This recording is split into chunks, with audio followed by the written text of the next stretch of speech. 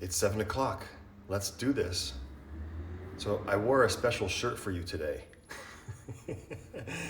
I got dressed in my yogi clothes. So I want to show you what this thing is here. This image that's on my shirt. Hey, Christine. I had my good friend Celine make this shirt for me. This shirt represents a concept that I want to briefly discuss called Ishwara Pranidhana. That's a vocabulary word that I will test each of you on individually later on your proper pronunciation. Ishwara Pranidhana. So most theists who feel and know that there is an intelligence that guides the universe versus atheists understand that there is some kind of plan and purpose, that life exists for a reason, as opposed to just happening by chance, organic materials being struck with lightning and life appears. Rather, there's a mind that guides the evolution of life, right? And this shirt, the image on this shirt shows the cycle of life. And I have like 4 of these because I think this is important enough to wear with pride. So at the top of the cycle of life here, we have something called the Logos, which means word. If you're familiar with Bible verses, in the beginning was the Word was with God, and the Word was God. Now, at the level of this, the Word, the Logos, call it anything you like. I know I don't like to use the word God so much because it conjures up images of a man in the clouds. Complete bliss, complete unmanifest potential, equanimity, no ability to experience or grow because everything is perfect. So in order to grow, in order to evolve, in order to have experiences, there needs to be manifestation. There needs to be physical resistance. There needs to be physical things that interact with each other. Hence, the descent into matter. This is a downward pointing arrow. So spirit descends down into matter, or rather outwards, manifesting from the inner to the outer in varying layers of density, the koshas, in order to experience different kinds of activities and have different kinds of life experiences that can be turned into wisdom and growth. So we have the mineral kingdom, which is the most dense of all life, mineral kingdom, life, the plant kingdom, the animal kingdom, the human kingdom. And then you see something interesting that happens here on this side. There are some arrows that point down from the divine mind. This is a magnetism. Once the soul or spirit reaches the human kingdom, we have the ability to look upwards, so to speak, and to recognize that we are part of this plan, where we've come from and where we're going, and we feel this pull, this draw back home, to return home to our spiritual nature, changed and fulfilled, thus completing the cycle of life through matter and back to spirit, enlightened. And then it happens again, and then it happens again, and then it happens again. And that's the whole cycle. I love it too, Christine. And so Ishwara roughly translates to non-personified God. Non-personified God. So what that means is no face, no name, no image, just pure being. Now, yes, in Hindu culture and lots of religions, there are all kinds of names for God. In Buddhism and Hinduism and the Abrahamic religions, we have a name and we have a relative image for what we think God is. Ishwara is non-personified. It's pure being. And pranidhana means trustful surrender to that pure being. So let's just expand upon it for the next 30 seconds before we start our meditation. When you practice Ishwara Pranidhana, you're trustfully surrendering to the plan and purpose of the grand cycle of life, resigning ourselves to know that we are an integral part of the process. We're being guided, we're being led, we're part of a plan and purpose. The plan is set and we have free will. The plan is there, the guidelines are there, and human beings and all of life has the ability to choose to walk with the path or perhaps bump up against the guidelines and feel the effects of suffering when we don't walk with the path of life. When we don't mind the cycle of life, that's where hurt, pain, and suffering and victimhood comes from. Be part of the plan, understand where we're going, where we came from, and work with life rather than against life. Hey, Mackenzie. Good morning, guys. All right, let's move into our meditation. Sit tall, please, and we'll ponder Ishvara Pranidhana. So once you're sitting tall, I want you to do just a quick technique to identify our third eye, which is the seat of intuition in the midbrain. So I'd like you to curl your tongue back and press it against the roof of the mouth. So the bottom of the tongue presses on the top of the mouth. Take your 3 fingers of your right hand, press them gently to the top of your head, close the eyes. So you're pressing the tongue to the roof of the mouth and the 3 fingers to the very top, the fontanelle, the crown of the head. Sense the middle point between these 2 points of gentle pressure.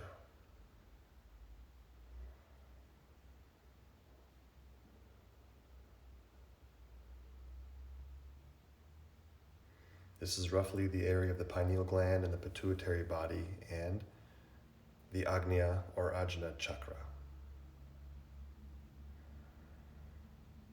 Okay, now keep the eyes closed. Just release the tongue and release the hand.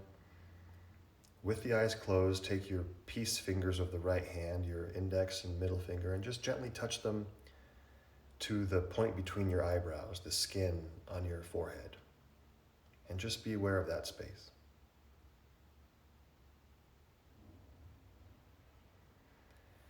And then once again, top of the head, and press the tongue to the roof of the mouth.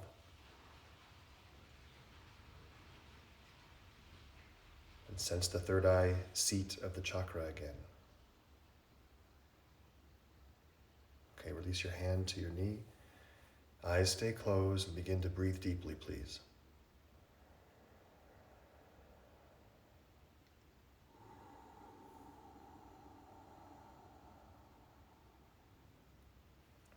Gentle ujjayi. Noticing the collarbones lifting as you inhale and they lower as you exhale. Keep the spine erect. The rest of the body is relaxed. Make sure the shoulders are not scrunching up towards the ears.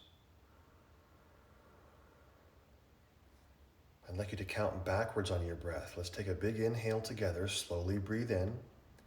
And as we exhale through our nose, 10. Next inhale. And exhale, 9. So count backwards to yourself. Each number, your body becomes more calm and more relaxed. Each time you exhale, count down 1 more number.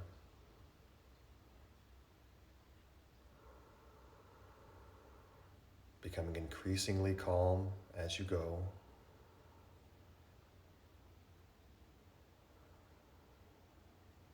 Once you approach 0, the body is very relaxed. The mind is more still.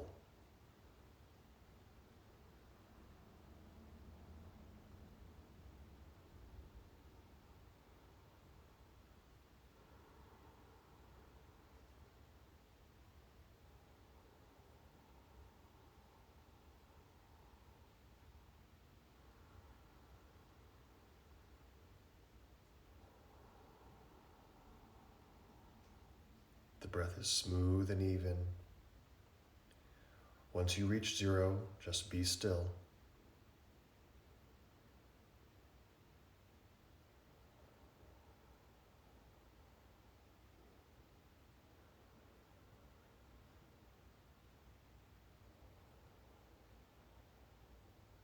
And now do not shape the breath and just let the body breathe naturally. Please develop your awareness once again of those 2 points, the space between the eyebrows on the skin, and then in the middle of the brain, the third eye, chakra, Agnya chakra. If you need to do the hand movements again to feel the physical pressure, do that. Otherwise, just develop your insight into those 2 points. They're about 3 inches apart in physical space.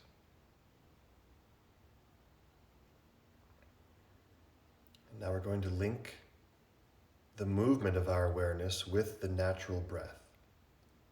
So this is a kriya, a movement of awareness, a movement of energy.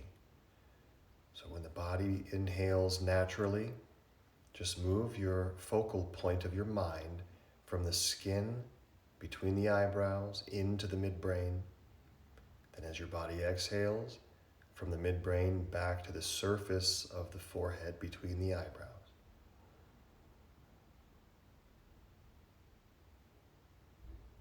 It's very subtle, very slow, in accordance with your natural breath.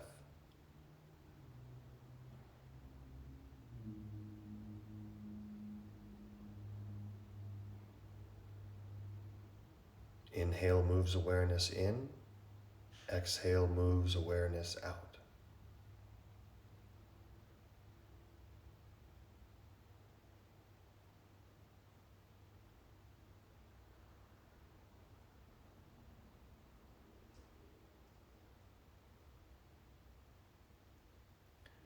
This creates a sense of deep calm and peace. Only through this space of deep calm and peace can we resign ourselves, trustful surrender to pure being, Ishvara Pranidhana, the divine mind that guides the cosmic evolution of all, is in us, is around us, and we are it. There is an intelligent plan. There is a reason for being here. We are that reason. That reason is us, the conscious evolution of life.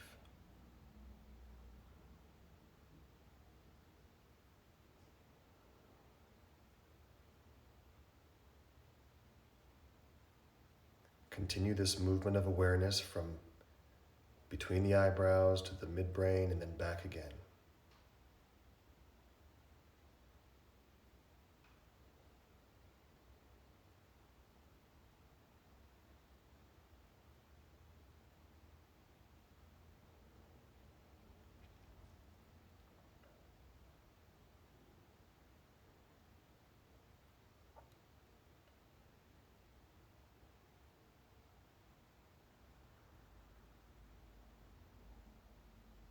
The mind becoming more calm with each cycle.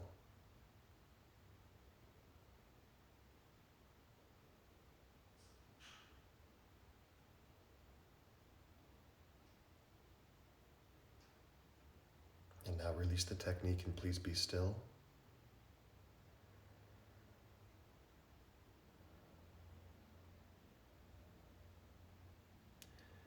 I'm going to end the live video, but I want you to stay here. I want you to feel those 2 points and ponder your connection to the grand cycle of life, trusting, releasing fears and anxieties, understanding that we are all integral parts of the cycle of life. Stay here for just another moment or 2, maybe 3 minutes. Connection to the plan and purpose of life.